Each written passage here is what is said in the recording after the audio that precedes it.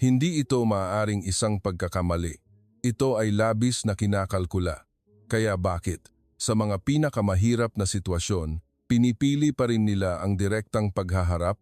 Ito ang kuwento ng Pilipinas, isang bansa na patuloy na sinusubukang unawain ng mundo, na pinagmumulan pa rin ng pagkalito sa mundo. Sa huli, ang bansang ito ba ay hindi marunong matakot o sadyang hindi nila alam kung paano magtimbang ng pakinabang at pinsala? Madalas tanungin ng mga lipunang kanluranin kung ang Pilipinas, Thailand, Indonesia ay hindi ba magkakamukha lamang na mga bansa sa rehiyon ng Timog Silangang Asya. Iyan ay isang ganap na maling pananaw. May mga bansa na palaging naghahanap ng paraan upang makatakas at mayroon ding mga bansa na paulit-ulit lamang ang matitigas na pananalita at iyon na. Ngunit ang Pilipinas ay iba. Palagi silang pumipili ng direktang paghaharap kahit na alam nilang maaaring sila ay mabigo. Ang mga desisyong ito na tila mapanganib ay pinagsama-sama at bumuo sa Pilipinas na kinikilala natin ngayon. At ngayon ay ikukuwento ko sa inyo ang kuwentong iyon. Matapos panoorin ang video na ito, umaasa akong magkakaroon kayo ng komento sa ibaba. Pindutin ang like button at mag-subscribe sa channel. Ang inyong suporta ay malaking inspirasyon para sa akin. Ngayon, simulan na natin. Si Presidente Maduro ng Venezuela ay inaresto ng Estados Unidos at ang leader ng oposisyon na si Machado ay iginawad ang medalya ng Nobel Peace Prize kay Presidente Trump. Iyon ay isang pagpipilian para makaligtas sa bingit ng pagbagsak ng rehimen, ngunit ang Norway, ang bansang nagho-host ng Nobel Prize, ay kinundena ang aksyong ito sa isang matalas na tono. Gayunpaman, ang ganitong pagyuko ay hindi lamang nangyari ng isang beses. Ang mga pagpipilian na dating pinaniniwalaang makatwiran, minsan ay nagtutulak sa isang bansa sa krisis. Ako si Stephen Howard, isang propesor na nagsasaliksik at nagtuturo ng pambansang estratehiya sa Oxford. Ngayong araw, 9 ng Mayo, 2026, nang pumasok ako sa lecture hall, tinanong ko ang aking mga estudyante, kailan susuko ang isang bansa? Isang estudyante ang nagtaas ng kamay. Kapag hindi na sila mananalo, Propesor. Nag-isip ako sandali, kalahati tama, ngunit mas tumpak. Sumusuko sila kapag ang hindi pakikipaglaban ay nagdudulot ng mas maraming benepisyo. Ang Venezuela ay isang halimbawa. Sa sandali ng pagbibigay ng medalya ng Nobel Peace Prize, nakatanggap ang bansang iyon ng isang bagay, agarang kaligtasan. Bahagyang lumuwag ang pressure mula sa US at ang rehimeng nasa kapangyarihan ay nagkaroon ng sandaling pahinga. Iyon ay isang makatwirang pagpipilian, ngunit ang problema ay nasa susunod na hakbang. Matututo ang kalaban na, kung magbibigay tayo ng pressure sa ganitong paraan, susuko ang bansang iyon. Ang Greece ay katulad din. Nang dumating ang krisis sa utang, hiniling ng mga internasyonal na institusyong pinansyal ang patakaran ng austerity. Nagdaos ang Greece ng isang referendum. Tinutulan ito ng mga tao, ngunit tinanggap pa rin ng gobyerno ang mga kondisyon. Iyon ay isang makatwirang pagpipilian dahil nakatulong ito sa kanila na maiwasan ang pagbagsak. Gayunpaman, sa sandaling iyon, nagbago ang Greece. Natatakdaan sila sa imahe ng isang bansa na tatanggap ng panlabas na pamamahala sa tuwing may krisis. Ipinakita rin ng Argentina ang isang katulad na pattern sa tuwing may krisis sa utang. Naglathala sila ng matitigas na pahayag, nagbigay ng pressure ang merkado, at pagkatapos ay kaagad silang umurong. Ang siklong ito ay paulit-ulit sa loob ng maraming dekada. Ang mga nagpapautang ay nagkaroon ng matatag na paniniwala, nagpapanggap lamang sila na lumalaban, sa huli ay susuko din sila. Isang estudyante ang nagtaas ng kamay, Propesor, ibig mong sabihin, mas mabuti pang lumaban hanggang sa pagbagsak kaysa isang mas mahusay na pagpipilian? Iyan ay isang matalinong tanong. Umiling ako, hindi. Ang paglaban at pakikipaglaban ay dalawang magkaibang bagay. Ano ang pagkakaiba? Propesor, ang paglaban ay depensa. Ang pakikipaglaban ay direktang paghaharap, ang pagsugod kahit alam mong matatalo ka. Natahimik ang lecture hall. Tiningnan ko ang mga estudyante. Venezuela, Greece, Argentina. Ano ang pagkakapareho ng mga bansang ito? Nag-isip ang mga estudyante. Lahat sila ay dumanas ng krisis pang-ekonomiya. Tama.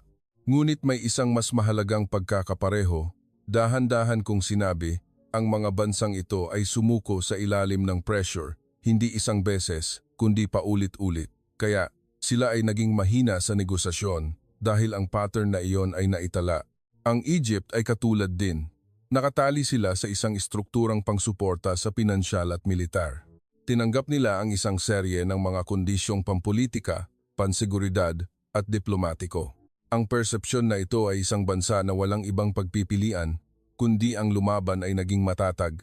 Ang Pilipinas ay mas matindi pa. Sa tuwing may pressure sa seguridad o diplomasya, biglang nagbabago ang kanilang patakaran kasama ng pagbabago ng pamahalaan. Natututo ang kalaban na kailangan lang silang itulak ng bahagya at magbabago sila ng direksyon. Isang estudyante ang muling nagtaas ng kamay. Professor, hindi ba ibig sabihin yan ay mananatiling mahina ang mahihinang bansa? Sandali akong huminto. Kadalasan ay ganoon. Pagkatapos ay dahan-dahan akong nagsimulang magsalita. Ngunit, may isang exception. May isang bansa. Sa sandaling mapagtanto nila na ang bansa ay nasa panganib, susugod sila sa pag-atake nang hindi iniisip kung sila ay masisira o magkakawasak-wasak. Natahimik ang lecture hall. Ang panalo o pagkatalo ay hindi mahalaga. Ang tagumpay o kabiguan ay hindi mahalaga. Nakatuon ang mga estudyante sa pakikinig. Ang mahalaga ay hindi sila umiwas upang makatakas sa kasalukuyang sitwasyon at ginawa nila iyon ng paulit-ulit. Huminto ako sandali at ang mga pagpipiliang iyon ay pinagsama-sama upang maging pagkakakilanlan ng bansang ito. Iyan ang kwento ng Pilipinas. Nagulo ang lecture hall. Isang estudyante ang tumutol. Professor, ang Pilipinas ay isang mahalagang kasosyo rin ng Estados Unidos. Hindi ba sa huli ay nasa ilalim din sila ng impluensya ng isang superpower? Isang matalas na obserbasyon. Tama, sila ay kasosyo, ngunit hindi lahat ng kasosyo ay magkamukha. Ano ang ibig mong sabihin, Professor? Ang Pilipinas ay hindi pumili ng maagang pagtanggap sa ilalim ng pressure. Kahit sa mga negosasyon tungkol sa isyu ng soberanya sa dagat o sa mga kasunduan sa kalakalan, tinanggap nila ang matagal na pagkaantala. Isang estudyante ang muling nagtaas ng kamay. Hindi ba iyan ay isang estratehiya lamang sa negosasyon, Professor? Sa huli ay nagkaroon din sila ng kasunduan. Kung ang resulta lamang ang titingnan, tama iyan. Ngunit ang mahalaga ay ang pattern ng pag-uugali. Tiningnan ko ang paligid ng mga estudyante. Ang Pilipinas, kahit na may disadvantage sa kalkulasyon, ay hindi pumili ng pag-iwas. Maaaring masira, maaaring magkakawasak-wasak, ngunit una sa lahat, sumugod sila. Ano ang ibig sabihin niyan, Professor? Binabago nito ang natututunan ng kalaban. Dahan-dahan kong sinabi. Ang Venezuela ay naaalala bilang isang bansa na agad na magbabago ng direksyon kapag nilalagyan ng pressure. Ang Greece ay natatakdaan bilang isang bansa na tatanggap ng panlabas na pamamahala kapag may krisis. Huminto ako sandali. Ang Pilipinas ay naaalala bilang isang bansa na kung basta na lamang guguluhin ay lalaban hanggang sa huli. Isang estudyante ang nagtanong, Professor, hindi ba iyan ay isang pananaw na batay sa resulta? Dahil ba nagtagumpay ang Pilipinas kaya ganito ang tila? Tumango ako.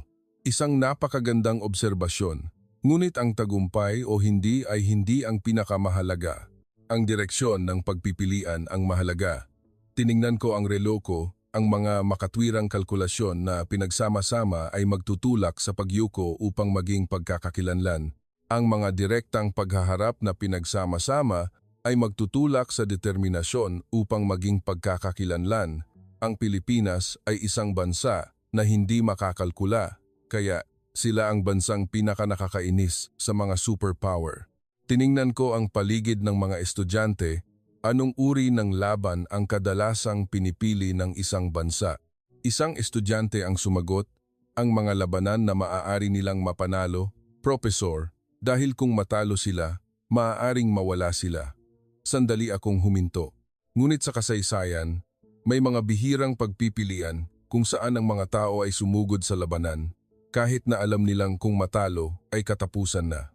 Natahimik ang buong lecture hall at nakakagulat, sa sandaling ang mga pagpipiliang iyon ay nagdulot ng tagumpay, hindi na ang bansang iyon ang dating siya. Ibinigay ko ang unang halimbawa, ang kuwento ng maagang paglaban sa kolonyalismo noong ika-16 na siglo. Ito ang panahon pagkatapos ng pagdating ng mga Kastila. Ang imperyo ng Espanya, ang pinakamakapangyarihan sa mundo noon, ay paulit-ulit na nagpadala ng mga ekspedisyon na may layuning gawing bahagi ng kanilang teritoryo ang kapuluan. Itinatag ng Espanya ang kanilang pamamahala sa malalawak na teritoryo mula sa Europa hanggang sa Amerika. Ang hukbo, pambansang lakas, populasyon, lahat ng numero ay nagpakita ng malaking disadvantage ng mga Pilipino. Alam na alam ng mga Pilipino ang kanilang mga pagpipilian, tanggapin ang pamamahala ng Espanya o lumaban. Ang unang pagpipilian ay ligtas, ang pangalawa kay maaaring mga hulugan ng pagkalipol. Gayunpaman, pinili ng iba't ibang mga komunidad at pinuno ng Pilipinas ang direktang paghaharap sa isang makapangyarihang imperyo. Isang estudyante ang nagtaas ng kamay. Profesor, hindi ba ang imperyo ng Espanya noon ay isang superpower? Hindi ba't napakadelikado ang lumaban sa ganoong kalaban? Oo, Tuy, napakadelikado. Tiningnan ko ang estudyante. Ang imperyo ng Espanya ay isang makina ng digmaan na nangingibabaw sa buong mundo. Ang kanilang lakas militar, ekonomiya, diplomasya ay hindi maihahambing. Dahan-dahan kong sinabi, ngunit sumugod ang mga Pilipino at matapos ang maraming taon ng matinding paglaban, sa huli ay naitaboy nila ang mga Espanyol sa iba't ibang pagkakataon at lugar o pinilit na magkaroon ng mahabang paglaban. Ang pinakatanyag ay si Lapu-Lapu sa Mactan na nagpakita ng unang pagtanggi sa dayuhang kapangyarihan. Nagulo muli ang lecture hall. Napigilan nila ang direktang pamamahala ng imperyo sa buong kapuluan o sa ilang bahagi nito sa mahabang panahon. Huminto ako sandali. Ang laban na ito ay hindi lamang laban para sa kalayaan. Ito ay laban na nag-iwan ng isang president na lalaban sila hanggang sa huli, kahit sa isang pinakamakapangyarihang imperyo. Isang estudyante ang muling nagtaas ng kamay. Profesor, hindi ba maaaring bumalik ang Espanya para muling sumalakay? Siyempre, ngunit hindi nila ginawa iyon sa parehong paraan dahil ang halaga ay napakalaki. Hindi sumuko ang mga Pilipino, lumaban sila hanggang sa huli. Tiningnan ko ang mga estudyante. Kaya sa kalaunan, sa rehiyon ng Timog Silangang Asya, ang kapuluan na ito ay naging isang bagay na kailangan ng pamamahala, hindi ng diretsyong pananakop. Isang persepsyon ang nabuo na hindi maaaring bastusin ang lugar na ito. Lumipat ako sa ikalawang halimbawa, ang kwento ng paglaban sa mga mapang-abusong opisyal noong ika-18 siglo. Ang mga lokal na opisyal ng kolonyal ay patuloy na nanggugulo sa mga komunidad. Sa panahong iyon, ang kolonyal na pamahalaan ay nahihirapan sa loob ng bansa at gustong magdulot ng kaguluhan upang malutas ang mga krisis, kaya ang mga Pilipino ay maaaring magtiis. Sa aspetong diplomatiko, maaari silang magtaas ng isyu, ngunit sa aspetong militar, iyon ay isang pagpipilian na may maraming panganib. Gayunpaman, ang mga Pilipino, sa ilalim ng pamumuno ng mga tulad ni Diego Silang, ay hindi pumili ng passive na depensa. Nagsagawa siya ng isang malaking, preemptive na pag-atake sa mga kampo ng kaaway at kuta ng Espanya sa Vigan. Isang estudyante ang nagtaas ng kamay. Profesor, ang ganoong kaguluhan ay tiyak na naranasan din ng ibang mga bansa. Kailangan ba talagang gawin iyon hanggang sa ganoong antas? Isang magandang tanong. Karamihan sa mga bansa ay nagtitiis. Tumutol sila sa diplomatikong paraan at pagkatapos ay hinayaan na lang. Tiningnan ko ang estudyante. Ngunit ang Pilipinas ay iba. Kung nabigo, iyon ay magiging isang diplomatikong kalamidad, malaking pag-ubos ng pambansang lakas, at syempre, maaari silang ituring na isang bansang walang ingat. Ngunit ginawa pa rin nila. Oo, sinira nila ang mga base na inihanda para sa anumang pagsalakay o pagkontrol ng mga Espanyol. Tiningnan ko ang paligid ng mga estudyante. Pagkatapos, nang dumating ang mga puwersa ng Espanya, sila ay hinarangan at natalo sa iba't ibang labanan.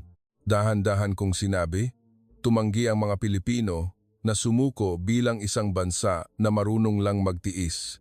Nag-iwan sila ng mensahe na kahit sa lupa, hindi sila uupo ng tahimik. Isang estudyante ang nagtaas ng kamay. Profesor, kung ganoon kalakas ang aksyon, Hindi ba sila maaaring harapin ng mas malaking paghihiganti? Isang matalas na tanong. Maaari rin, ngunit isipin mo ang kabaligtaran. Paano kung nagtiis lang sila? Magpapatuloy ang pagnanakaw at ang Pilipinas ay matatakdaan bilang isang bansa na marunong lang magtiis. Ibinigay ko ang ikatlong halimbawa, ang kuwento ng himagsikang Pilipino noong ika-19 na siglo. Ang Espanya ay mula sa kanluran na sumasakop. Ang Pilipinas noon ay mahina sa pambansang lakas at bilang ng militar. Nasa sitwasyon sila na kailangan nilang ipagtanggol ang bawat pulgada ng lupa. Gayunpaman, nagpasya ang mga pinuno ng himagsikan na hindi sila mananalo sa karaniwang paraan. Nagsagawa sila ng isang mabilis na kampanya na walang katulad sa kasaysayan at tinanggap ang pagkalugi ng pambansang lakas. Mabilis silang sumalakay sa iba't ibang lugar, nanalo ng mga mapagpasyang laban tulad ng sa Binakayan at Dalahican at nagkamit ng malaking tagumpay militar. Isang estudyante ang nagtanong, "Propesor, ngunit pagkatapos noon, kailangan pa rin nilang magsagawa ng malambot na diplomatikong hakbang. Kaya, iyon ba ay isang ganap na tagumpay?" Nanalo sila sa militar at pagkatapos ay gumamit ng diplomasya upang patatagin ang sitwasyon. Napanatili nila ang kanilang teritoryo. Tiningnan ko ang estudyante. Ngunit ang punto ng laban na ito ay hindi ang pagpapanatili ng lupa. Kaya bakit ginawa iyon, Propesor? Iyon ay upang ipakita na hindi kami isang bansa na marunong lang magdepensa. Huminto ako sandali. Iyon ay isang pagpipilian na nagbago ng direksyon ng labanan kahit na kailangan nilang tanggapin ang panganib ng pagkabigo. Isang estudyante ang muling nagtaas ng kamay, "Propesor, ang mga halimbawang ito ay nagtatapos sa tagumpay, ngunit sa totoo lang, tiyak na maraming kaso rin ng kabiguan, hindi ba?" Tama, mayroon ding mga kaso ng kabiguan. Tiningnan ko ang paligid ng mga estudyante. Ngunit ang mahalaga ay hindi ang resulta kundi ang direksyon ng pagpipilian. Dahan-dahan kong sinabi, ang mga laban na ito ay hindi mga laban na maaaring manalo. Kung ikaw ay makatwiran, walang sino mang pipili ng mga laban na iyon na tahimik ang lecture hall. Gayunpaman, ang bansang ito ay hindi pumili ng daan ng pag-iwas. Dito, ang nakuha nila ay hindi teritoryo, iyon ay ang karakter ng bansa. Isang estudyante ang nagtanong, "Karakter, Propesor, ano ang ibig mong sabihin?" May mga bansa na babagsak agad kapag nilalagyan ng pressure at may mga bansa na itutulak hanggang sa huli. Tiningnan ko ang mga estudyante. Ang Pilipinas ay natatakdaan sa ikalawang imahe, kaya't sila ay naging isang bansa na hindi maaaring bastusin. Ang Venezuela ay nagbigay ng medalya sa ilalim ng pressure. Ang Greece ay binago ang resulta ng referendum. Ang Argentina ay umurong agad pagkatapos ng matitigas na pahayag. Ngunit ang Pilipinas ay iba. Kahit masira, kahit magkakawasak-wasak, sumugod pa rin sila sa paghaharap. Huminto ako sandali. Ngunit ang mga pagpipiliang ganoon ay hindi palaging nagtatapos sa tagumpay. Hindi lahat ng direktang paghaharap ay nagtatapos sa tagumpay. Nakatuon ang mga estudyante sa pakikinig. Gayunpaman, may isang mas mahalagang hangganan na naghihiwalay. Hindi kung natalo sila o hindi, kundi kung saan sila huminto. Tiningnan ko ang paligid ng mga estudyante. Maraming bansa, sa sandaling natukoy na ang pagkabigo, ay tatakas sa mga negosasyon. Ang kasaysayan ng Pilipinas ay may mga tala na nagpatuloy sila hanggang sa huli kahit pagkatapos na matukoy ang pagkabigo. Ang kuwento noong ika-19 na siglo, nang sumalakay ang mga Amerikano, natahimik ang lecture hall. Ang Amerika noon ay isang kapangyarihang industrial. Ang Pilipinas ay isang bagong republika. Ang agwat sa pambansang lakas at militar ay napakalaki. Mabilis na nangyari ang pagsalakay at ang paglaban ay matindi. Ang republika ay napaghiwalay at ang bansa ay gumuho. Sa huli, pinirmahan ang kasunduan na nagbigay ng kapangyarihan sa Amerika, isang kahiyahiyang pagsuko. Ang pamahalaan ay nabigo. Ang mga pinuno ay lumuhod at ang estado ay sumuko upang mabuhay. Huminto ako sandali, ngunit hindi pa iyon ang katapusan. Isang estudyante ang nagtaas ng kamay. "Propesor, kung sumuko na, hindi ba't katapusan na? Ang pagsuko ay sa pamahalaan, ngunit hindi sa lipunan." Tiningnan ko ang mga estudyante. Ang mga kilusang paglaban ng mga ilustrado at ng mamamayan ay nagpatuloy. Ang diwa ng pagpapanumbalik ng bansa at paglaban sa kolonisasyon ay naging isang obsesyon ng buong bansa. Ano ang ibig sabihin niyan, Professor? Sa kabila ng lahat, sumuko rin naman sila sa Amerika. Maraming bansa pagkatapos ng ganoong kabiguan, ang kanilang pagkakakilanlan ay babagsak. Ang Pilipinas ay iba. Dahan-dahan kong sinabi, ang Pilipinas ay tinandaan ang pagkabigo bilang isang kahihiyan. Tinukoy nila ang pagyuko bilang isang pansamantalang estado lamang.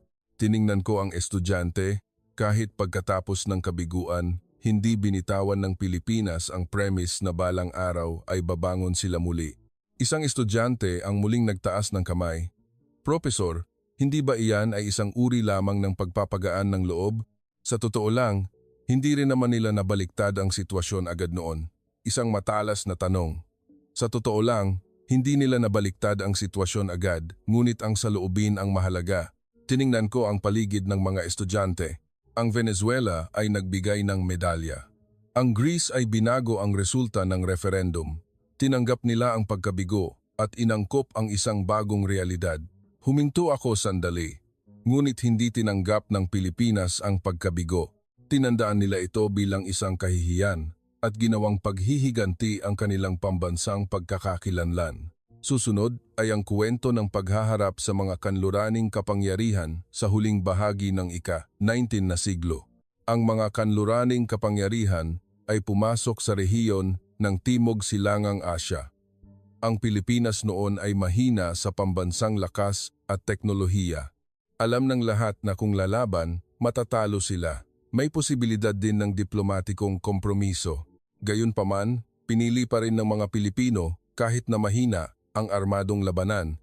Direkta silang nakipaglaban sa mga Amerikano, Espanyol at iba pang kapangyarihan. Isang estudyante ang nagtaas ng kamay. Profesor, gaano kalakas ang mga kanluraning kapangyarihan noon? Hindi ba't walang saysay ang lumaban sa ganoong kalaban? Iyon ay isang walang saysay na pagpipilian. Tiningnan ko ang estudyante. Sa aspetong militar, mas mahina sila. Ngunit tinalikuran ng mga kanluraning kapangyarihan ang kumpletong pananakop agad dahil ang halaga ay napakalaki. Dahan-dahan kong sinabi, hindi umiwas ang Pilipinas sa isang laban na hindi nila kayang mapanalo. Bilang resulta, ang Pilipinas ay inalis mula sa listahan ng mga madaling biktima. Tiningnan ko ang paligid ng mga estudyante. Ang natitirang persepsyon sa mga ulat ng mga superpower ay, dito, kung lalaban ka, ang halaga ay napakamahal. Isang estudyante ang nagtanong, Professor, sa huli, ang lahat ng kasong ito ay kabiguan, kaya hindi ba walang saysay? Umiling ako. Ang kabiguan ay ang resulta, ngunit ang pagsuko ay isang pagpipilian. Natahimik ang lecture hall. Dito, ang bansang ito ay natalo, ngunit hindi sila tumakas. Tiningnan ko ang mga estudyante. Kahit sa sandali ng pagluhod, hindi yumuko ang lipunang ito. Kaya, ang mga kabiguang ito ay hindi natapos sa kabiguan lamang. Isang estudyante ang muling nagtaas ng kamay. Professor, ngunit sa totoo lang, hindi ba iyon ay isang mahinang bansa? Paulit-ulit silang nabigo. Maaaring mahina sila, ngunit ang mahina at ang sumuko ay dalawang magkaibang bagay. Tiningnan ko ang estudyante. Maraming mahihinang bansa, ngunit ang mga bansang lumalaban hanggang sa huli ay napakabihira. Ang Pilipinas, kahit na matalo, ay hindi huminto. Kaya, isang persepsyon ang nabuo na ang bansang ito ay lalaban hanggang sa huli. Isang takot ang lumitaw na kung bastusin ng basta-basta, ang halaga ay napakamahal at ang pagkakakilanlang ito, nang pumasok sa modernong panahon, ay naging mas mapanganib na pagpipilian. Tinuruan tayo na pagkatapos ng modernong panahon, ang mga bansa ay kumikilos batay sa mga numero, hindi sa emosyon. Tumango ang mga estudyante. Kaya, karamihan sa mga bansa ay umurong kapag may disadvantage at sumulong kapag may advantage. Ngunit ang modernong kasaysayan ng Pilipinas ay iba. Pinili ng bansang ito ang mga daan na maaaring magdulot ng pagbagsak, hindi dahil hindi maiiwasan, kundi dahil itinuturing nilang kinakailangan. Ibinigay ko ang unang halimbawa. ang diplomatiko at pampulitikang pakikibaka noong 1990s upang inormalize ang relasyon sa Estados Unidos na noon ay isang superpower. Ang isyu tungkol sa legacy ng digmaan at mga kondisyong pampulitika ay nananatili. Ito ay isang issue na maaaring ipinagwalang bahala ng tahimik. Karamihan sa mga bansa sa katulad na sitwasyon ay ipinagwalang bahala ang mga ganoong issue ng tahimik dahil ayaw nilang sirain ang relasyon. Gayunpaman, pinili ng Pilipinas ang isang mahabang proseso ng negosasyon. Nagdulot sila ng pressure sa publiko at tinanggap ang mga diplomatikong banggaan. Isang estudyante ang nagtaas ng kamay. Professor, hindi ba mapanganib ang makipag-ugnayan sa isang superpower? Maaring lumala ang relasyon. Mapanganib, oo. Ngunit hindi ipinagpalit ng Pilipinas ang kanilang soberanya. Iyon ay isang unti-unting proseso ng pagsasaayos, hindi ganap, ngunit nag-iwan ito ng isang president. Kahit sa harap ng isang superpower, hindi sila pumili ng tahimik na pagyuko. Nag-iwan sila ng mensahe na, kahit kasosyo, ang soberanya ay hindi maaaring ipagkompromiso. Lumipat ako sa ikalawang halimbawa, ang mga negosasyon tungkol sa mga bagong henerasyon ng free trade agreements. Ang Estados Unidos at iba pang mga superpower ay gustong magtatag ng mga patakaran na pabor sa kanila. Hiniling nila ang malalaking pagbabago sa istruktura, dumagsa ang pampublikong pressure kasama na ang mga taktika sa media. Karamihan sa mga kasosyong bansa ay pipiliin ang maagang pagtanggap upang maiwasan ang paglala ng relasyon. Gayunpaman, ang Pilipinas ay iba. Tinanggihan nila ang maagang kasunduan. Tinanggap nila ang matagal na pagkaantala. Isang hindi pangkaraniwang tensyon ang lumitaw sa loob ng negotiating block. Isang estudyante ang nagtaas ng kamay. Professor, hindi ba nagalit ang Estados Unidos?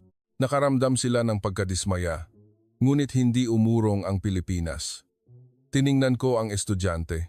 Hindi ito mga saradong negosasyon, kundi isang pampublikong salungatan ang nalantad. Iyon ay isang tensyon na walang katulad sa pagitan ng mga kasosyo.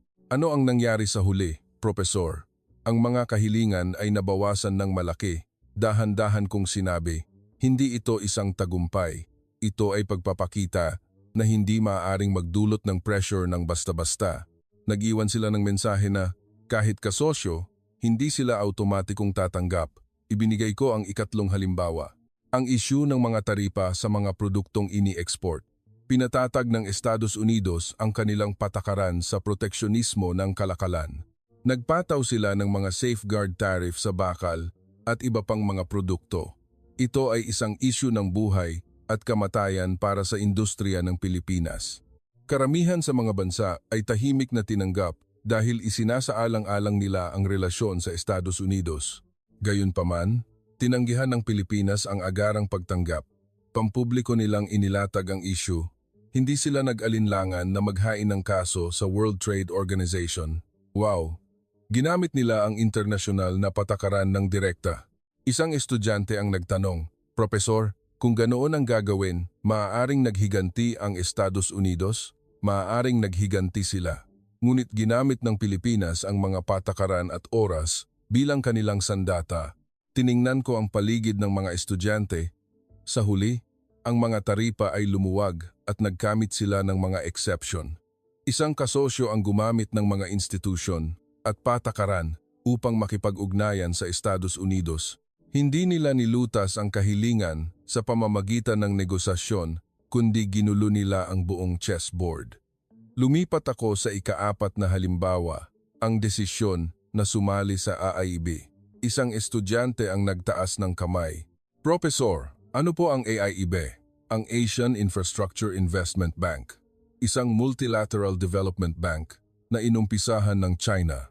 Tiningnan ko ang mga estudyante. Noong 2015, itinulak ng China ang pagtatatag ng bangko na ito. Iyon ay isang hamon sa internasyonal na kaayusang pinansyal na pinamumunuan ng Estados Unidos. Kaya, tumutol ang Estados Unidos, tama, pampubliko silang nagbigay ng pressure sa kanilang mga kaalyado na huwag sumali. Dahan-dahan kong sinabi, iyon ay isang kahilingan na huwag sumali sa isang organisasyong pinamumunuan ng China. Iyon ang sentro ng tunggalian, ng hegemonya ng US-China. Karamihan sa mga kaalyado ay nag-alinlangan. Tiningnan nila ang reaksyon ng Estados Unidos. Yon ay isang sitwasyon kung saan kailangan mong pumili ng panig. Gayunpaman, nagpasya ang Pilipinas na sumali. Kahit alam na tinututulan ng US, tinanggap nila ang panganib ng pagkasira ng alyansa. Isang estudyante ang nagtaas ng kamay. Profesor, kaya hindi lumala ang relasyon sa Estados Unidos? Nagkaroon ng tensyon sa mga diplomatikong channel. Nagkaroon ng isang hindi komportableng panahon sa diplomasya. Tiningnan ko ang estudyante. Ngunit nanatili ang Pilipinas sa kanilang independiyenteng pagpipilian. Bakit nila ginawa iyon hanggang sa ganoong antas, Profesor? Iyon ay upang ipakita na, kahit kasosyo, hindi sila automatikong tatanggap ng bawat kahilingan. Dahan-dahan kong sinabi, pinili ng Pilipinas ang isang malabo na gitnang punto sa pagitan ng US at China. Tinanggihan nila ang malinaw na pagpanig at hindi rin sila malinaw na tumanggi. Isang estudyante ang muling nagtaas ng kamay, Profesor, ngunit hindi ba mapanganib ang mga pagpipiliang ito? Maaaring tinalikuran ng Estados Unidos ang kanilang kaalyado, isang matalas na tanong, mapanganib ba? Ngunit ang mahalaga ay ang pattern. Ang Pilipinas, kahit sa harap ng malalaking kasosyo, ay paulit-ulit na tumanggi sa maagang pagtanggap. Dahan-dahan kong sinabi, ang isang makatwirang bansa ay umiiwas sa mga masasamang pagpipilian, ngunit ang ilang mga bansa ay ginagawang pagkakakilanlan ang mga masasamang pagpipilian na tahimik ang buong lecture hall. Ang modernong kasaysayan ng Pilipinas ay hindi isang tala ng tagumpay. Ito ay ang pagtitipon ng mga pagpipilian na hindi tumakas. Natutunan ng kalaban na ang bansang ito, kahit nilalagyan ng pressure, ay hindi madaling babagsak. Kaya ang Pilipinas, kahit kasosyo, ay hindi naging isang bagay na pinamahalaan, naging isang bansa sila na hindi maaaring bastusin. Huminto ako sandali, at ang mga salungatan na ito ay lalong nagiging direkta. Tiningnan ko ang mga estudyante. Karamihan sa mga bansa ay itinuturing ang kabiguan bilang senyales upang umurong. Nakatuon ang mga estudyante. Gayunpaman, ginawa ng Pilipinas ang kabiguan na dahilan upang magpatuloy. Ang mga halimbawang ito ay hindi magandang resulta, ngunit mayroon silang isang pagkakapareho kahit na nabigo, hindi humihinto. Ibinigay ko ang unang halimbawa, ang kuwento ng lokal na industriya ng sasakyan. Ito ay isang sektor na may napakataas na probabilidad ng kabiguan, mas makatwiran ng outsourcing o pagbili. Iyon ay teknolohiya na inabot ng mga dekada upang paunlarin ng mga binuong bansa, ngunit pinili ng Pilipinas ang daan ng sariling pagpapaunlad. Ang mga unang pagsisikap ay nakatagpo ng di mabilang na kritisismo at pag-aalinlangan. Dumagsa ang internasyonal na pangungutya. Kinutya ng media ng mga binuong bansa. Isang estudyante ang nagtaas ng kamay. Profesor, kung patuloy na nabibigo, bakit hindi na lang sila sumuko? Makakabili naman sila mula sa ibang bansa. Karamihan sa mga bansa ay ginagawa yan dahil makatwiran. Tiningnan ko ang estudyante, ngunit hindi itinigil ng Pilipinas ang proyekto. Hindi rin sila umasa sa outsourcing. Dahan-dahan kong sinabi, ginawa nila ang data ng kabiguan na asset. Tinanggap ng Pilipinas ang kabiguan hindi bilang isang pagkalugi, kundi bilang isang halaga para sa soberanya. At ang mga sumunod na pagsisikap, Profesor, nagtagumpay sila at ngayon, ang mga sasakyang made in the Philippines ay nagsisimula ng gumulong sa pandaigdigang merkado. Ang Pilipinas ay nasa daan patungo sa pagiging isang bansa na may independiyenteng kakayahan sa paggawa ng sasakyan. Lumipat ako sa ikalawang halimbawa, ang paunang kwento ng self-reliant defense industry. Mas mabilis at mas ligtas ang pagbili ng mga armas sa ibang bansa. Ang mga armas ng mga binuong bansa ay napatunayan na, gayunpaman, itinulak ng Pilipinas ang lokalisasyon. Ang mga unang produkto ay nagpakita ng di mabilang na depekto. Nagkaroon ng mga problema sa makina at sistema ng paggalaw. Nagkaroon ng mga pagtatalo tungkol sa pagganap ng self-propelled howitzer. Dumagsa ang matinding kritisismo. Napakalaki ng panawagan na import na lang ang lahat. Nag-alinlangan din ang mga dayuhang eksperto. Isang estudyante ang nagtaas ng kamay, Profesor, ang pagtatanggol ay hindi ba isang sektor na hindi tumatanggap ng kabiguan? Hindi ba't mas tama ang bumili ng napatunayang armas? Tama, kaya karamihan sa mga bansa ay nag-i-import. Tiningnan ko ang estudyante, ngunit muling idinisenyo ng Pilipinas at inulit ang pagpapabuti. Hindi nila binitawan ang soberanya dahil lamang sa mga kabiguan. Ngayon, Professor, ang mga lokal na sistema ng armas ng Pilipinas ay lalong nagiging moderno at tumutugon sa mga pangangailangan. Nagsimula na silang mag-export ng ilang produkto. Dahan-dahan kong sinabi, kung sumuko sila dahil sa mga paunang kabiguan, ang self-reliant defense industry ngayon ay hindi sana umiiral. Ibinigay ko ang ikatlong halimbawa, ang pagiging self-reliant sa teknolohiya ng bakuna. Napakataas ng teknolohikal na hadlang, napakatindi ng monopolyo ng teknolohiya ng mga binuong bansa. Mayroon ding internasyonal na pagpigil.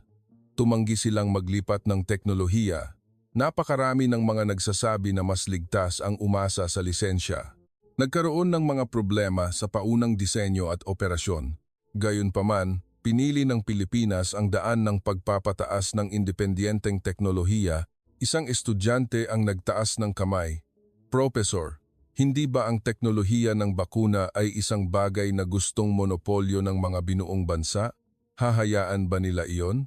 Hindi nila hinayaan. Hinarangan nila ang paglipat ng teknolohiya at nagkaroon din ng internasyonal na pressure. Tiningnan ko ang estudyante, ngunit tinanggap ng Pilipinas ang panganib ng kabiguan bilang isang halaga para sa kaligtasan ng bansa. Sa huli, kinontrol nila ang teknolohiya at nagtagumpay pa sa pag-export ng bakuna para sa African swine fever, isang tagumpay na kinikilala ng mundo. Sinira nila ang monopolyo ng mga binuong bansa. Lumipat ako sa ika-4 na halimbawa, ang paunang kwento ng industriya ng semiconductor. Napakababa ng paunang rate ng tagumpay. Ang Japan at US ay nagmomonopolyo ng teknolohiya, sunod-sunod ang kabiguan. Dumagsa ang kritisismo na bakit pa kailangang gumawa kung maaari namang bumili. Nag-alinlangan din ang internasyonal na komunidad. Kinutya nila ang ideya na ang Pilipinas ay gagawa ng semiconductors. Gayunpaman, hindi huminto ang Pilipinas. Nag-ipon sila ng teknolohiya sa pamamagitan ng paulit-ulit na kabiguan. Isang estudyante ang nagtaas ng kamay. Professor, ang industriya ng semiconductor ay nangangailangan ng malaking pamumuhunan. Kung mabibigo, maaaring mabangkarote ang bansa. Maaaring mabangkarote sila. Sa totoo lang, nagkaroon din ng mga krisis pang-ekonomiya. Tiningnan ko ang estudyante, ngunit hindi huminto ang Pilipinas sa harap ng kabiguan. At ngayon sila ay nagiging isang lalong mahalagang link sa pandaigdigang supply chain ng semiconductor. Ibinigay ko ang ika-5 halimbawa. Ang panahon kung kailan minamaliit ang industriya ng tela at pagpoproseso ng pagkaing dagat. Sa kabila ng mababang kakayahan sa teknolohiya, ang ibang mga bansa sa rehiyon at sa mundo ay nagmomonopolyo ng merkado. Wala ring internasyonal na reputasyon. Walang naniniwala sa mga produktong gawa ng Pilipinas. Dumagsa ang kritisismo na aksaya lamang iyan ng pera. Marami ang nagpayo na bumili na lang mula sa ibang bansa. Gayunpaman, hindi umurong ang Pilipinas. Nag-ipon sila ng teknolohiya sa pamamagitan ng paulit-ulit na kabiguan. Ngayon, ang industriya ng tela at pagkaing dagat ng Pilipinas ay nangunguna sa mundo. Ibinigay ko ang ika-6 na halimbawa. Ang kompetisyon sa mga advanced na teknolohikal na pamantayan. Ang mga pandaigdigang pamantayan ay pinamumunuan ng mga superpower. Gumagawa ang US at Europa ng mga pamantayan. Nang magmungkahi ang Pilipinas mag-isa, sila ay inalis, naantala at hindi pinansin. Ang pag-urong at pagsunod sa kasalukuyang pamantayan ay makatwiran. Gayunpaman, hindi umalis ang Pilipinas sa laro. Patuloy silang nagmungkahi mag-isa at sa huli ay kinilala bilang isang pamantayan. Isang estudyante ang nagtaas ng kamay. Professor, sa pagtingin sa mga halimbawang ito, tila hindi takot ang Pilipinas sa kabiguan. Mayroon bang espesyal na dahilan? Tiyak na natakot sila. Ngunit may isang bagay na mas malakas pa kaysa sa takot. Tiningnan ko ang paligid ng mga estudyante. Iyon ay ang kagustuhang huwag maging isang bansa na humihinto sa kabiguan. Dahan-dahan kong sinabi, ang kabiguan ay senyales ng pag-urong para sa karamihan ng mga bansa. Para sa Pilipinas, ang kabiguan ay patunay na narating na nila ang puntong ito. Natahimik ang lecture hall, Hindi sumusuko ang bansang ito dahil nabigo sila, kundi mas lumalim pa sila dahil nabigo sila. Kaya, ang Pilipinas ay naging ang bansang huling umalis sa mga sektor kung saan sila nabigo. Ang Venezuela ay naaalala sa isang beses na pagyuko. Ang Greece ay natatakdaan bilang isang bansa na tumatanggap ng panlabas na pamamahala kapag may krisis. Ang Pilipinas ay naaalala bilang isang bansa na lumalaban hanggang sa huli kahit sa kabiguan. Kahit na may pressure mula sa mga binuong bansa, kahit na may pangungutya mula sa internasyonal na komunidad, kahit na may kritisismo mula sa loob ng bansa, hindi sila humihinto. Ang alaala na mas malakas pa kaysa sa tagumpay ay ang saloobin. Ang Pilipinas ay isang bansa na nakaukit sa pamamagitan ng saloobin. At ang saloobing ito ay naglalagay sa Pilipinas sa isang napaka-espesyal na posisyon sa rehiyon ng Timog Silangang Asya. Tiningnan ko ang mga estudyante. Kapag pinag-uusapan ng Timog Silangang Asya, ano ang naiisip ninyo? Isang estudyante ang sumagot, isang rehiyon na may magkatulad na kultura, profesor. Isang estudyante ang nagsabi, kultura ng palay. Profesor, tama, mula sa pananaw ng kanluran, ang mga bansa sa rehiyon ng Timog Silangang Asya ay tila magkakamukha. Huminto ako sandali, ngunit sa harap ng pressure mula sa mga superpower, ang mga bansang ito ay nagre-react ng ganap na magkaiba. Dahan-dahan kong sinabi, hindi tinitingnan ng mga superpower ang isang bansa sa pamamagitan ng isang kasunduan lamang. Natututo sila kung hanggang saan maaaring itulak ang bansang ito bago ito babagsak. Ibinigay ko ang unang halimbawa. Japan, ang Plaza Accord noong 1985 ay nagkaroon ng pressure sa trade deficit at exchange rate mula sa Estados Unidos. Ibinigay ang malalakas na kahilingan. Pinili ng Japan ang maagang pagtanggap. Ang pagtaas ng halaga ng yen ay naging permanenteng at sumabog ang economic bubble. Nagsimula ang isang matagal na panahon ng pagbagsak. Isang estudyante ang nagtaas ng kamay, Profesor, ang Japan ay isang superpower pang-ekonomiya. Bakit sila ganoon kadali tumanggap? Iyon marahil ay isang makatwirang desisyon. Isinasaalang-alang nila ang relasyon sa Estados Unidos. Tiningnan ko ang estudyante, ngunit natutunan ng kalaban na kung magbibigay sila ng pressure, susuko din sila sa parehong monetary at economic sovereignty. Idinagdag ko ang isang mas kamakailang halimbawa. Ang mga negosasyon tungkol sa high-tech supply chain kamakailan ay katulad din. Nagkaroon ng pressure sa taripa at muling pagbubuo ng industriya mula sa Estados Unidos. Iniiwasan ng Japan ang matagal na pagkaantala. Nangako sila ng malaking pamumuhunan sa US upang maagang malutas ang problema. Ang Japan ay natatakdaan bilang isang bansa na hindi makatiis ng kawalang katiyakan. Hindi tinandaan ng mga superpower ang pagyuko. Tinandaan nila ang bilis ng pagyuko. Lumipat ako sa ikalawang halimbawa. Nagkaroon ng US-China trade war. Ipinatupad ang komprehensibong pressure sa taripa at teknolohiya. Ang China sa simula ay tumugon ng matigas. Sila ay nag-counterattack. Lumaganap ang malalakas na pahayag sa media. Gayunpaman, nang tumaas ang pasanin sa loob ng bansa, unti-unti nilang tinanggap. Isang estudyante ang nagtaas ng kamay, Profesor, ang China ay isang superpower. Bakit sa huli ay tinanggap nila? Hindi ba sila makakayanan? Maaring nakayanan nila, ngunit hindi nila matitiis ang halaga sa ekonomiya. Tiningnan ko ang estudyante, sa mga parusa pinansyal at teknolohiya ng kanluran ay katulad din. Nang limitahan ang pag-access sa semiconductors at pinansyal, matindi silang tumutol ngunit sa huli ay tinanggap ang mga internasyonal na patakaran. Dahan-dahan kong sinabi, ang China ay natatakdaan bilang isang bansa na may kakayahang kalkulahin ang paglaban. Lumalaban sila ngunit may limitasyon. Huminto ako sandali. Ang Japan ay maagang tumanggap. Ang China ay matigas pagkatapos ay unti-unting tumanggap. Isang pattern ang nagsimulang lumitaw. Tiningnan ko ang paligid ng mga estudyante. Ang isang bansa na agad na tumatanggap ay hindi nauunawaan kundi pinapaamo. Ngunit ang Pilipinas ay may ganap na ibang pagpipilian. Ibinigay ko ang halimbawa tungkol sa Pilipinas. Pressure upang muling buuin ang supply chain ng semiconductor.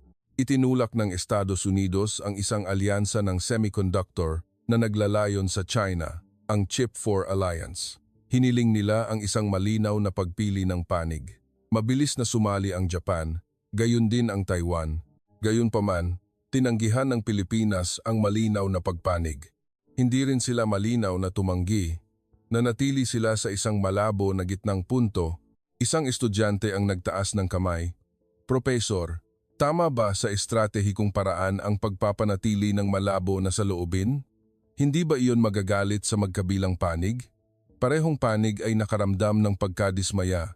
Tiningnan ko ang estudyante, ngunit pinili ng Pilipinas na gawing pinakadisya ang mga estratehikong disenyo ng mga superpower. Tinanggihan nila ang pagpila. Isang estudyante ang muling nagtaas ng kamay, Professor, ngunit mayroon din namang sariling estratehiya ang Japan at China. Maaari bang sabihin na ang Pilipinas lamang ang espesyal? Isang matalas na tanong, isang magandang obserbasyon, ngunit ang mahalaga ay ang pattern. Tiningnan ko ang paligid ng mga estudyante. Paulit-ulit na pinili ng Japan ang maagang pagtanggap. Paulit-ulit na pinili ng China ang matigas na paninindigan at pagkatapos ay unti-unting pagtanggap. Huminto ako sandali. Paulit-ulit na tinanggap ng Pilipinas ang matagal na pagkaantala. Ito ay pinagsama-sama at naging pagkakakilanlan. Dahan-dahan kong sinabi, mula sa pananaw ng kanluran, ang rehiyon ng Timog Silangang Asya ay tila magkakamukha. Ngunit pinaghihiwalay ng mga superpower ang mga bansa batay sa kanilang reaksyon sa pressure. Tiningnan ko ang mga estudyante, ang Japan ay isang bansa na mabilis na nagtatapos ng negosasyon. Ang China ay isang bansa na may kakayahang kalkulahin ang paglaban. Huminto ako sandali, ang Pilipinas ay isang bansa na nagpapaamo ng kabiguan. Natahimik ang buong lecture hall. Ang Pilipinas ay hindi binibigyang kahulugan ang pressure bilang senyales upang makipagkompromiso. Kahit kasosyo, hindi sila automatikong tumatanggap. Hindi ito isang pagkakataon. Iyon ay isang pattern ng pagpipilian na naipon mula pa noong ika-50 na siglo sa mga unang paglaban. Binalingan ko ang mga estudyante. Sa paglaban sa kolonyalismo, hinarap nila ang isang makapangyarihang imperyo. Pagkatapos ng pananakop ng Amerikano, kahit na natalo, hindi sila yumuko. Sa mga paghaharap sa kanluran noong ika-19 na siglo, hindi rin sila umurong. Ang pagkakakilanlang ito ay nagpatuloy hanggang sa modernong panahon. Ang mga negosasyon sa normalisasyon ng relasyon, mga kasunduan sa kalakalan, taripa, supply chain ng semiconductor, lahat ay sumusunod sa parehong pattern. Isang estudyante ang nagtaas ng kamay, Professor, kaya ba ang Pilipinas sa hinaharap ay patuloy ding magkakaroon ng mga ganoong pagpipilian? Gagawin nila iyan. Ang isang bansa ay sinusuri sa pamamagitan ng paulit-ulit na reaksyon at ang pagsusuring iyon ay nagiging pagkakakilanlan. Ang Pilipinas, kahit kasosyo, ay hindi naging isang bagay na pinamahalaan dahil alam nila na kung agad nababagsak, ang susunod na pressure ay magiging mas madali. At ang pagkakakilanlang ito ay pinapatunayan ng aktwal na mga salungatan. Tiningnan ko ang mga estudyante. Hanggang ngayon ay pinag-usapan natin ang tungkol sa hindi pag-urong ng Pilipinas sa harap ng pressure, ngunit ang hindi pag-urong at paghaharap ay dalawang magkaibang bagay. Dahan-dahan kong sinabi, mula ngayon, hindi na ito negosasyon, hindi rin pasensya, hindi rin matagal na pagkaantala. Ito ay salungatan, ang mga sandali kung saan ang kalaban ay kailangan ding magbayad ng tunay na halaga sa politika at diplomasya. Ibinigay ko ang unang halimbawa, ang pampublikong salungatan sa isyu ng soberanya sa West Philippine Sea. Iyon ay isang kahilingan na sirain ang mga internasyonal na kaugalian. Ipinatupad ang pampublikong pressure, mayroon ding mga taktika sa media.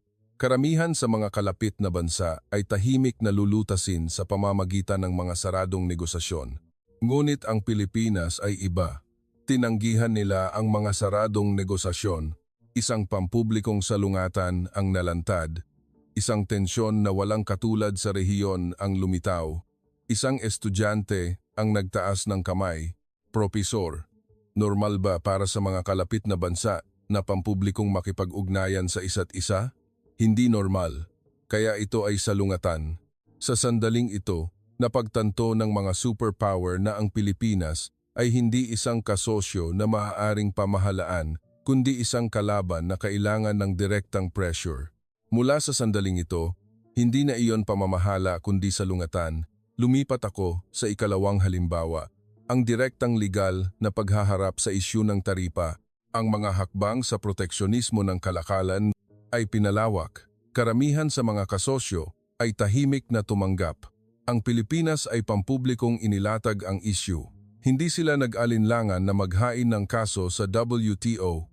Ginamit nila ang internasyonal na patakaran ng direkta. Isang estudyante ang nagtaas ng kamay, "Profesor, makatwiran ba para sa isang kasosyo na kasuhan ang isa pang kasosyo? Hindi ba masisira ang relasyon?" Maaaring nasira, ngunit hindi nilutas ng Pilipinas ang kahilingan sa pamamagitan ng negosasyon. Tiningnan ko ang estudyante, ginulo nila ang buong chessboard. Isang kasosyo ang gumamit ng mga institusyon at patakaran upang makipag-ugnayan sa Estados Unidos. Ang mga kasosyo ay kadalasang gumagalaw ng tahimik. Ang Pilipinas ay hindi tahimik. Profesor, ngunit hindi ba mapanganib ang mga salungatan na ito? Maaaring tinalikuran ng Estados Unidos ang Pilipinas. Isang matalas na tanong. Maaaring tinalikuran nila, ngunit ang mahalaga ay ang pagpipilian ng Pilipinas. Ang Venezuela ay nagbigay ng medalya sa ilalim ng pressure. Ang Greece ay binago ang resulta ng referendum. Ang Pilipinas ay binago ang patakaran ayon sa bawat administrasyon.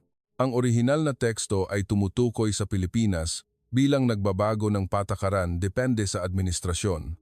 Sa aking adaptasyon, binibigyang diin ko ang pagiging matatag ng Pilipinas, kaya papalitan ko ito ng ang ibang mga bansa ay umiiwas sa salungatan. Iyon ay mga makatwirang pagpipilian. Ngunit pinili ng Pilipinas ang salungatan. Sa isyu ng soberanya sa dagat, sa isyu ng taripa, sa isyu ng supply chain ng semiconductor, hindi tumutol ang Pilipinas. Direkta silang nakipag-ugnayan. Natahimik ang buong lecture hall. Ika-19 na siglo, ang mga Pilipino ay nakipag-ugnayan sa Espanya. Ika-19 siglo, ang mga Pilipino ay sumalakay sa mga mapang-abusong opisyal. Ika-19 na siglo, kahit na natalo sa Amerika, hindi sila yumuko. Ika-19 na siglo, ang Pilipinas ay nakipag-ugnayan sa mga kanluraning kapangyarihan. Ika-20 siglo, ang Pilipinas ay patuloy na nakipagnegosasyon upang inormalize ang relasyon. At ika-21 siglo, ang Pilipinas ay nakipag-ugnayan sa mga isyu ng kalakalan at soberanya. Hindi ito nagkataon, iyon ay isang pattern. Isang estudyante ang nagtaas ng kamay, "Profesor, kaya ba ang Pilipinas ay isang bansang puno ng salungatan?" Hindi isang bansang puno ng salungatan, kundi isang bansa na hindi umiiwas sa salungatan. Umiiwas ang Japan sa salungatan. Ang China ay nakipag-ugnayan pagkatapos ay bumagsak. Ang Pilipinas ay lumaban hanggang sa huli. Kaya ang bansang ito ay hindi na isang madaling kalaban. Isang estudyante ang muling nagtaas ng kamay. "Profesor, ngunit ano ang nakukuha nila sa salungatan? Lalala lamang ang relasyon. Sa una, maaaring maging tensyonado ang relasyon, ngunit magbabago ang perception. Ang Pilipinas ay naaalala bilang isang bansa na makikipag-ugnayan kung nilalagyan ng pressure. Ang Pilipinas ay lumipat mula sa isang bagay na pinamahalaan patungo sa isang bagay na may salungatan. Ang mga kasosyo ay kadalasang sumusunod kapag nilalagyan ng pressure, mag-adjust sila. Ang Pilipinas ay iba. Ang Pilipinas ay hindi isang bansa na lumaban lang, kundi isang bansa na talagang nakipag-ugnayan. At ang pagkakakilanlang ito ay humahantong sa huling tanong. Kaya, anong uri ng bansa ang naging Pilipinas? Ngayon na ang huling tanong. Natahimik ang buong lecture hall. Anong uri ng bansa ang naging Pilipinas? Lumaban ba ang Pilipinas dahil sila ay isang espesyal na tao o sadyang nagtagumpay sila nang hindi sinasadya ng ilang beses? Umiling ako. Hindi. Ang araling ito ay nagpakita ng isang bagay. Ang Pilipinas ay palaging umiiwas sa mga pinakaligtas na pagpipilian. Naaalala ba ninyo ang mga bansa na yumuko agad sa harap ng pressure? Ang mga bansang iyon ay may makatwirang pagpipilian. Nakatakas sila sa agarang krisis. Ngunit ang Pilipinas ay iba. Ika-20 na siglo, nakipag-ugnayan ang mga Pilipino sa Espanya. Napakababa ng posibilidad ng tagumpay, ngunit hindi sila umurong. 18 siglo, ang mga Pilipino ay sumalakay sa mga mapang-abusong opisyal. Hindi kinakailangang gawin iyon, ngunit tinanggihan nila ang pagpipilian ng pagtitiis. Ika-1 siglo, ang mga revolusyonaryo ay sumalakay ng mabilis. Sumugod sila kahit alam nilang maaaring hindi nila mapanatili ang mga resulta ng matagal. Tiningnan ko ang paligid ng mga estudyante. Ika-19 na siglo, natalo ang Pilipinas sa Amerika, ngunit ang mga mamamayan ay hindi yumuko hanggang sa huli. Ika-19 na siglo, nakipag-ugnayan ang Pilipinas sa mga kanluraning kapangyarihan. Hindi sila umiwas kahit alam nilang hindi sila mananalo. Huminto ako sandali. Ika-20 siglo, ang Pilipinas ay patuloy na nakipagnegosasyon. Kahit kasosyo, ang soberanya ay hindi maaaring ipagkompromiso. Ika-21 siglo, tinanggap ng Pilipinas ang matagal na pagkaantala sa mga negosasyon sa kalakalan. Ginamit nila ang WTO sa isyu ng taripa. Tinanggihan nila ang malinaw na pagpanig. Sa supply chain ng semiconductor, pinanatili nila ang isang malabo na gitnang punto. Isang estudyante ang nagtaas ng kamay, Propesor. Ngunit ano ang pagkakapareho ng mga pagpipiliang ito? Direkta silang nakipag-ugnayan kahit na mababa ang posibilidad ng tagumpay. Hindi sila umurong kahit na alam nila ang posibilidad ng kabiguan. Tinanggap nila ang kahilingan ng mga superpower hindi bilang isang kondisyon kundi bilang isang hamon. Ang mga pagpipiliang ito sa panandaliang panahon ay isang disadvantage. Sa diplomasya, ito ay isang pagkadismaya. Minsan, nagtatapos ito sa isang tunay na kabiguan. Gayunpaman, ang pagpipiliang ito ay hindi kailanman nagambala. Natahimik ang buong lecture hall.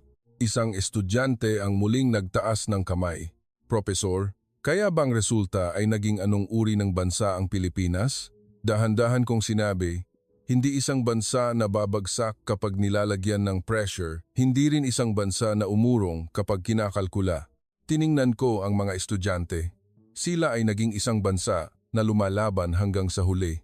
Tiningnan ko, sa labas ng bintana, sa mga estratehikong dokumento ng mga superpower, ang Pilipinas ay hindi inuri ng ganito. Hindi isang bansa na maaaring pamahalaan, hindi rin isang bansa na maaaring mahulaan. Binalingan ko ang mga estudyante. Isang nakakainis na bansa, isang bansa na mahirap bastusin ng basta-basta. Isang estudyante ang nagtaas ng kamay. Propesor, ngunit hindi naman palaging nananalo ang Pilipinas. Marami rin silang kabiguan. Tama, marami rin silang kabiguan. Ngunit hindi takot ang mga superpower sa mga bansang nananalo. Ang talagang nakakainis sa mga superpower ay ang mga bansang lumalaban hanggang sa huli. Tiningnan ko ang paligid ng mga estudyante, hindi naman palaging lumalaban ang Pilipinas dahil maaari silang manalo. Nakamit nila ang posisyon ngayon dahil hindi sila humihinto kahit na natalo sila. Natahimik ang buong lecture hall. Ang Japan ay natatakdaan bilang isang bansa na mabilis na nagtatapos ng negosasyon. Ang China ay naaalala bilang isang bansa na may kakayahang kalkulahin ang paglaban. Ngunit upang bastusin ang Pilipinas, kailangan ng isang tao na maghanda sa isang tiyak na antas. Isang estudyante ang nagtaas ng kamay. Propesor, kaya ba ang Pilipinas ay isang malakas na bansa? Malakas o hindi? Hindi iyon ang mahalaga. Ang katotohanan na hindi sila maaaring tratuhin ng basta-basta ang mahalaga, hindi ito nagkataon. Lahat ng pagpipilian ay tumuturo sa iisang direksyon. Ang esensya ng bansang ito ay hindi ang resulta. Ang saloobin ay naging pagkakakilanlan. Ang Pilipinas ay naaalala bilang isang bansa na lumalaban hanggang sa huli. Kaya mayroong isang Pilipinas ngayon. Ang pagkakakilanlan ay ang kabuuan ng paulit-ulit na pagpipilian. Kapag nabuo na, hindi madaling magbago ang pagkakakilanlan. Ang Pilipinas ay hindi isang bansa na humihinto kapag natapos na ang kalkulasyon, kundi isang bansa na itinulak ang determinasyon hanggang sa huli upang maging pagkakakilanlan. Kaya, ang Pilipinas ay patuloy na susubukan sa hinaharap. Patuloy na magbibigay ng pressure ang mga superpower, ngunit hindi babagsak ang Pilipinas. Muli silang lalaban hanggang sa huli dahil iyon ang pagkakakilanlan na binuo ng bansang ito. Tiningnan ko ang mga estudyante sa huling pagkakataon. Isang kasosyong bansa ngunit hindi automatiko. Isang bansa na makikipag-ugnayan kapag nilalagyan ng pressure. Ang Pilipinas ay hindi ang bansa ng tagumpay kundi ang bansa ng determinasyon. Dito nagtatapos ang aralin ngayon. Sumara ang mga estudyante ng kanilang notebook. Sinabi ko ang huling salita.